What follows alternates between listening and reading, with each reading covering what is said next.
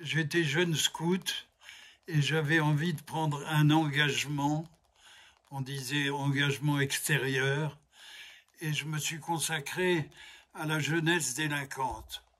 Je partais avec des jeunes qui avaient commis des méfaits et je les emmenais en balade et je leur donnais un petit peu de joie de vivre alors qu'ils n'en avaient pas et qui se traînaient en cherchant des bouts de mégots par terre et leur vie était une désolation.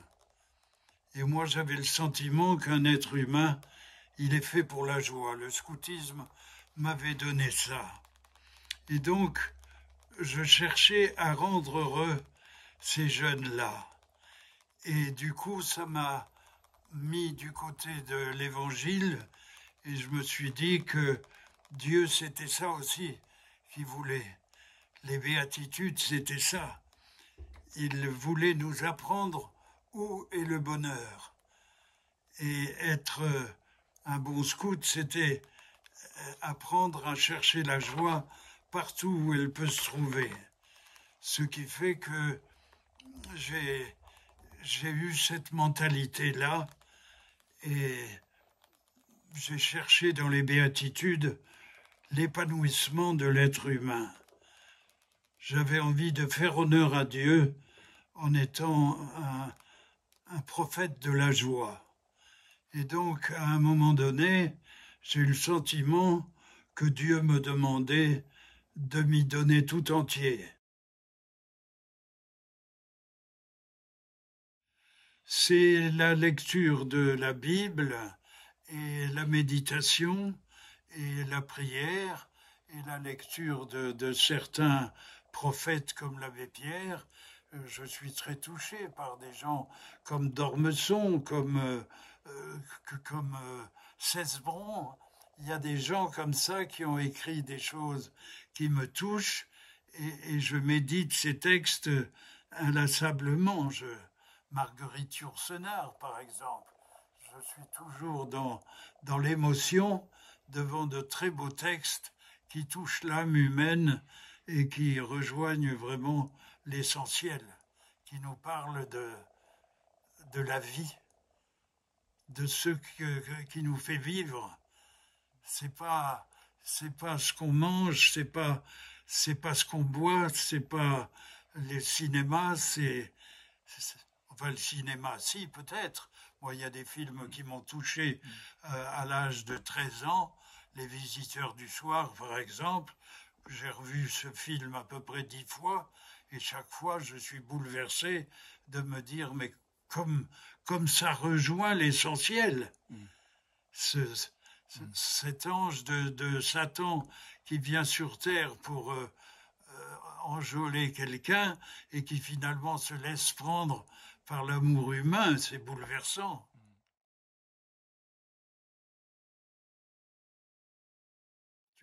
C'est un enthousiasme, c'est une joie d'exister, c'est une réponse à l'appel de Dieu finalement. Dieu nous a créés hors de sa propre vie, donc il nous dit « deviens un vivant ». Et c'est un peu ça les passages du Deutéronome, dans l'Exode aussi, cet appel de Dieu à vivre à plein.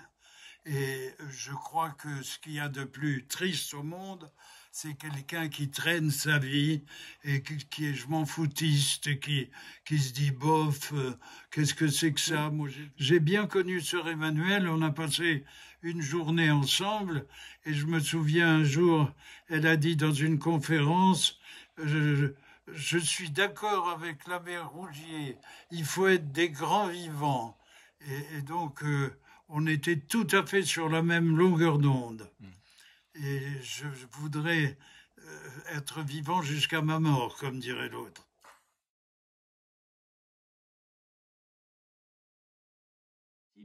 Ben, je pense qu'il l'a toujours été, moi. L'ouverture du monde, pour moi, ça a été la guerre de 39. J'ai eu une armée allemande à la maison pendant 1 an. J'ai dialogué avec des soldats allemands qui avaient 17 ans quand j'en avais 13. Et ça modifie une vie, ça. J'ai été rapatrié par un navire de la Wehrmacht parce que je m'étais perdu en pédalo en dehors de la baie de Saint-Jean-de-Luz. Et ce sont des Allemands qui m'ont ramené et ils m'ont sauvé la vie. Donc je suis obligé de me dire, dans le Troisième Reich, il y avait des salauds et il y avait des enfants de Dieu.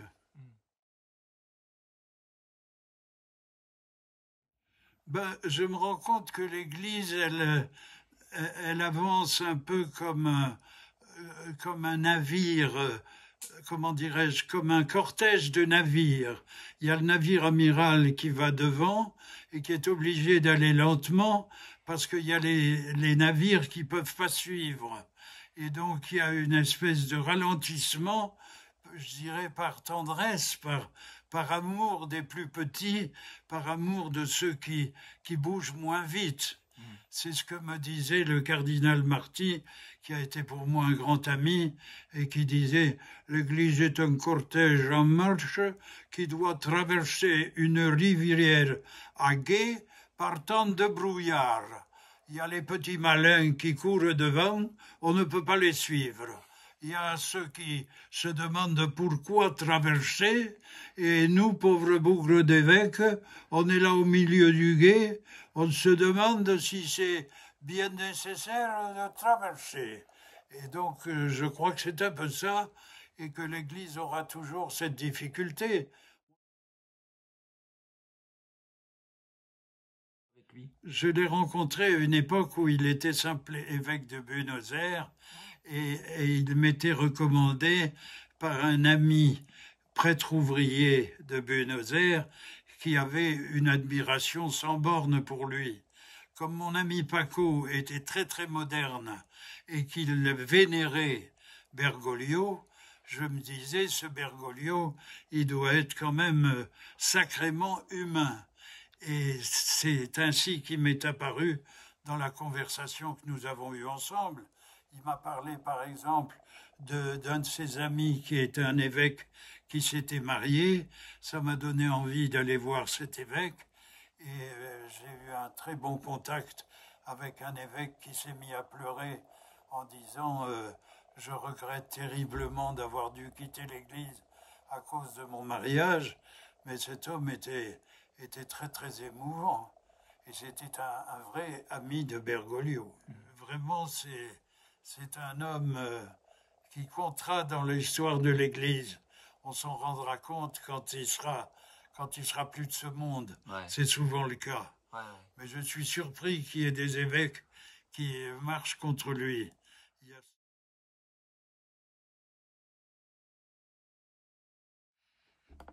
D'être naturel et d'être fougueux, enthousiaste.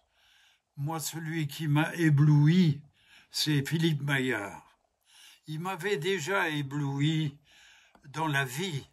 Lorsque j'avais 20 ans, j'avais suivi un camp de lui. Il m'avait complètement scotché. Je me suis converti en l'écoutant. Il était comme une torche enflammée qui met le feu partout. Et c'était sa passion, c'était son feu intérieur, sa joie de vivre. Et il l'a toujours été, ça. Et je l'ai retrouvé dans l'endroit qu'il animait à la Sainte-Baume, et il avait toujours le même feu. C'était très impressionnant. J'ai voulu le suivre. J'ai pas toujours réussi, mais j'ai cherché à le suivre.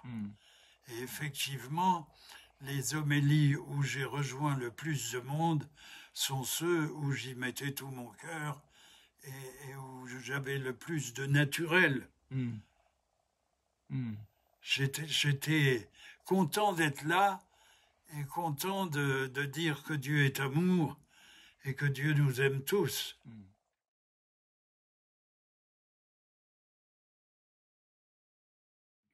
Oui, les béatitudes.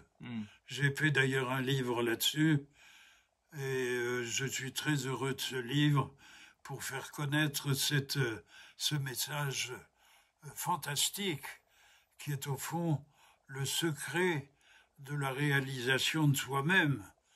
Dieu nous dit, voilà, si tu veux devenir un grand vivant, je vais t'indiquer le chemin.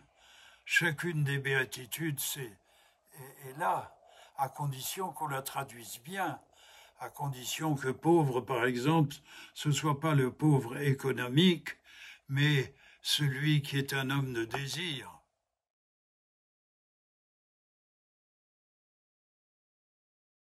Dieu s'est révélé à nous sous son véritable jour. Comment se fait-il que nous ne soyons pas tous à l'affût de ce message et que nous nous perdions dans des histoires de liturgie? Et Voltaire s'est révolté contre ça. Et il disait que les croyants allaient vers Dieu avec des histoires de cierges et de costumes. Et je trouve que c'est vraiment très, très déplaisant. Les chrétiens se disputent pour des histoires complètement secondaires qui n'ont strictement rien à voir avec l'Évangile, et ça fait mal au cœur. Donc on se dit, il y a une déperdition quand on nous dit, par exemple, qu'il y a 2 milliards de chrétiens dans le monde. Moi, je me demande s'il n'y en a pas 15 millions qui sont complètement à côté de la plaque, alors qu'ils s'imaginent être dans la vérité et que ce sont tous les autres qui n'y sont pas. Je trouve ça très, très dommage. Il y a eu des gens qui, au Rwanda, se sont crus chrétiens en assassinant les autres, même des prêtres. J'ai connu ça puisque j'y étais. Et je trouve très déplaisant cette mauvaise lecture de l'Évangile. C'est l'histoire de la légende du grand inquisiteur. Le grand inquisiteur qui croyait que c'était en supprimant les gens qu'on faisait la volonté de Dieu, alors que c'est tout le contraire. La substance même du christianisme, le cœur du christianisme. Si on comprenait les béatitudes, on comprendrait l'essentiel du message de Jésus. C'est surtout cela qu'il a voulu dire. Et c'est un message qui, chaque fois, conduit à la joie, d'où le terme de béatitude. Le mot d'ailleurs qui a été utilisé, c'est le mot hébreu « ashrei » qui veut dire « se réaliser », être un grand vivant. Et donc, ce projet que Dieu a sur l'homme est quelque chose d'immense. Et heureusement que Dieu nous l'a donné, parce que sinon on risquait de se tromper, on risquait d'atterrir seulement sur les 10 commandements. Ils sont précieux, mais ils ne sont pas tout. On ne peut pas uniquement avec les 10 commandements avoir une vie totalement épanouie. Tandis qu'avec les béatitudes, oui.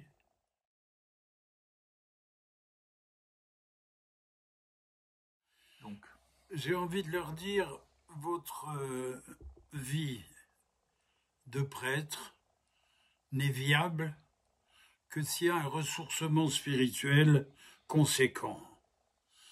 S'il n'y a pas un minimum de 4 jours complets par mois de vie spirituelle, vous ne pourrez pas le vivre. C'est ce qui m'a le plus manqué, moi. Finalement, prendre des moments de méditation dans la journée, c'est très difficile parce qu'on se rappelle qu'on a des responsabilités, qu'il faut écrire à tel ou tel, qu'il faut envoyer un message à tel ou tel, et ça prend du temps. Donc si on décroche, comme le faisait d'ailleurs un prêtre bien connu, Ami des Loubards, et donc ça c'est la solution. c'est un temps assez long, 4 ou 5 jours de recueillement où on repense aux responsabilités qu'on a prises, aux visages qu'on a croisés, à ceux auxquels on a dit quelque chose, est-ce que ça a été bien dit? Bref, une revision de vie, comme on disait autrefois dans l'Action catholique. S'il n'y a pas cela, on va décrocher. Et donc, c'est l'expérience de ma propre vie, semaine après semaine, jour après jour. Et on risque d'être très vulnérable à des...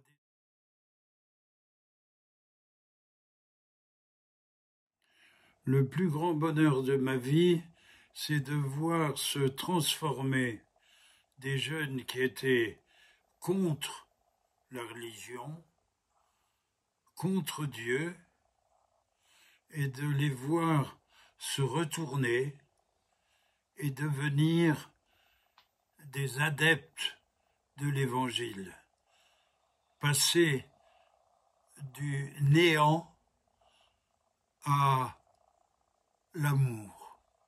Et ça, c'est assez impressionnant, et je l'ai vu sur un grand nombre de jeunes, garçons ou filles. Certains sont devenus d'ailleurs des contemplatifs,